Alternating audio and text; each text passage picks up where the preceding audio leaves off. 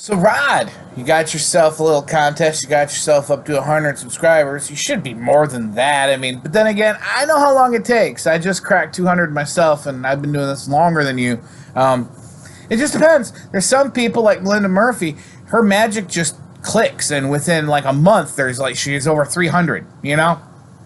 Sometimes it takes a few years.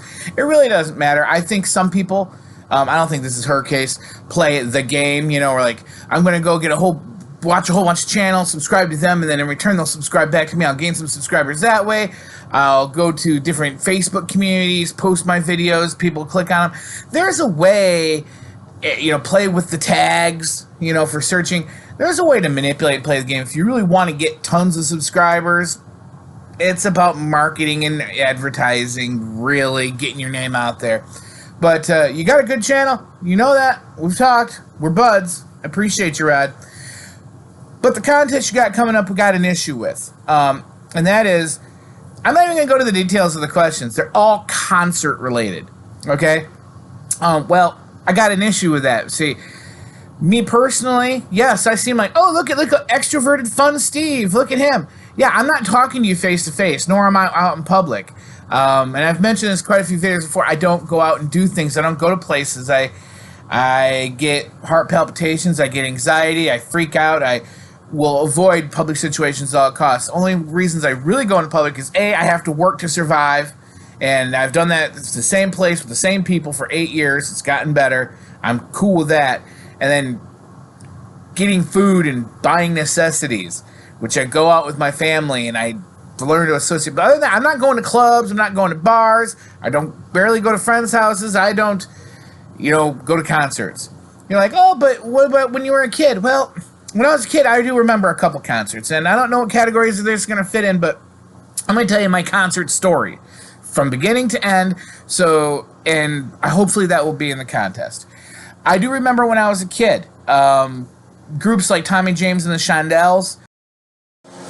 This is editing, Steve. Want to insert this that I don't have any Tommy James and the Shondells on vinyl. And if you guys aren't familiar with this band, this is probably one of the best bands of the era. And it's one of those bands where, like, you know a lot of their songs, you just didn't know you know them. I mean, first off, My Baby Does the Hanky-Panky. Great song. Crimson and Clover, over and over. Yeah. To Tiffany, do I think we're alone now? No, it's a cover. From who? Tommy James and the Shondells. Hey, Billy Idol did a cover. Remember Moni Moni? Yeah, that was Tommy James and the Shondells. Crystal Blue Persuasion, Sweet Cherry Wine, Mirage. I need some Tommy James and the Shondells. So if you guys are out there and you see some value vinyl price, let me know. Tommy James and the Shondells, I need some. Anyway, back to the pre-scheduled video. The association they had there, hey, we're old farts and we're going to make the rounds again in like the late 80s. Check out us on, remember us from 30 years ago? Kind of a tour. I remember seeing them at like local fairs when I was a little kid. I know when I was a little kid, my parents said I saw the Jets. I don't remember it. They said I went and saw that. Probably the show that I remember going to was, I believe, on the even worse tour from Bad, Weird Al Yankovic.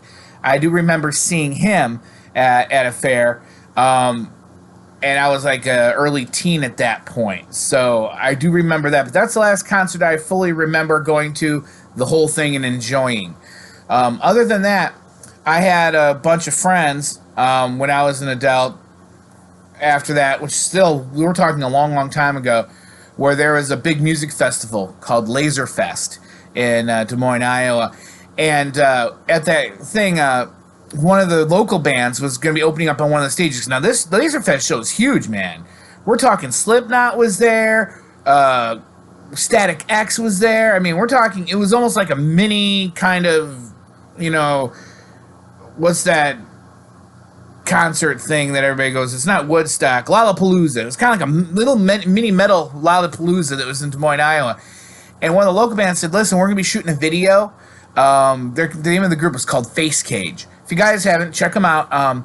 There's actually a video on YouTube of Face Cage, of the incident I'm going to talk about. And if you're really good, you can actually see what happened. in that video. But here's what happened is they said, we're going to try and do a mosh pit. And we want a big mosh pit for the video. And I'm like, well, I'm not going to the concert or this festival, and I'm definitely not going to be in the mosh pit. So, but thanks for the offer, man. I appreciate it, bud, but not going to happen. I ain't going. Finally talked me into it and said, listen, I'll pay for your ticket in there. I'll pay for all your food and all your drinks. I don't want you in the mosh pit. What I want you to do is stand on the outside of the ring of the mosh pit and just guide people in. You know, just make sure that, you know, the pit stays in the pit, and just make sure you're kind of like the wall on the border. I'm like, okay, I'm just going to a free show.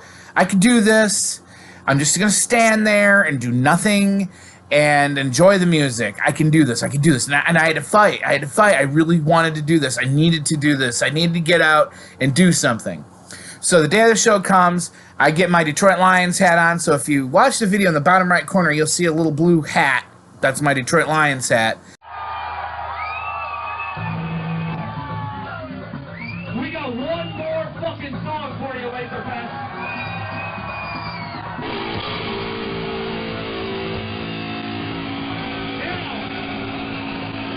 Now, this is your opportunity to show the world what you got.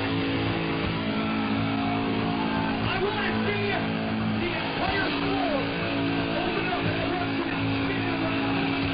I want to see a fucking human whirlpool.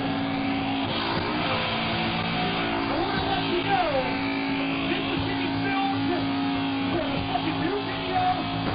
This is going all right here, motherfuckers. Spin that shit around. I want to see a fucking human whirlpool. Open that shit up, motherfuckers. Let's go. Anyone? Be a part of history. Get the fuck in there. Get the fuck in there. Come on. All you pussies in the bank that think you're hardcore, why don't you come on up and get some of this, huh? You ain't gonna see nothing like this all fucking day long. Get the fuck in here. Open this motherfucker up. Come on. I want to see security have a fucking heart attack. Open this shit up. Open it up, motherfuckers. Come on. Open this shit up. More. Come on, Laser Fest. You can do better. Get the fuck in there.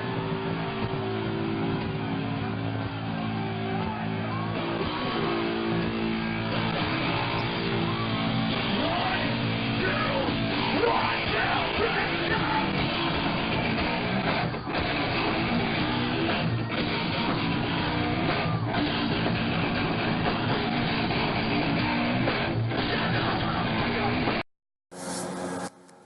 Yeah. I want to see security have a heart attack. Open it up. Destroy each other. Kill people. Man, he wasn't instigating that at all. Now that I think back, I should have had Matt, who was the lead singer of Face Cage, pay for my medical bills. Yeah. I wonder if that's why there isn't mosh pits like that anymore, because that's instigating violence. Yes, a little bit. Anyway, again, back to my previous video that I had recorded about this. The pit goes around, and one of the passes, this guy comes by, and he just, like, shoves me with one arm in the shoulder right here as he's going by. I'm like, and the guy had a red shirt on. I'm like, okay, dude, I'm outside the pit. I'm not in the pit. Don't shove me. I'm just here to show you where the wall is. I'm a living wall. Next time he comes around in the circle, he comes by, and he pushes me on the shoulder again, and then gives me a really cocky look like, hey, screw you, dude. I'm like, whatever. So the third time he comes around, he goes to shove me again. I dodge it, because I'm expecting it now. And I double hand shoved him in the back as he was going by. Just to let him know, I know you're coming around. I'm watching for you. I'm not going to, please stop, kind of a thing. And it was pretty obvious on that. Next time around, he comes in kind of like a freaking Street Fighter, flying kick. Like, he, like, jumped with a kick, both legs, drop kick right into my knee. Screwed up my knee, dislocated it, torn ligaments, torn, damaged, and everything. I could not walk. I could not anything. It was horrible.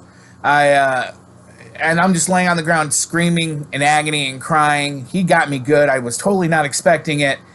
So a lot of people helped me out to the medical tent, which was cool because at the medical tent, there was a lot of people. It was a hot day. We're in there for heat exhaustion and all that. And it was kind of known that a lot of people were dropping and they weren't drinking properly.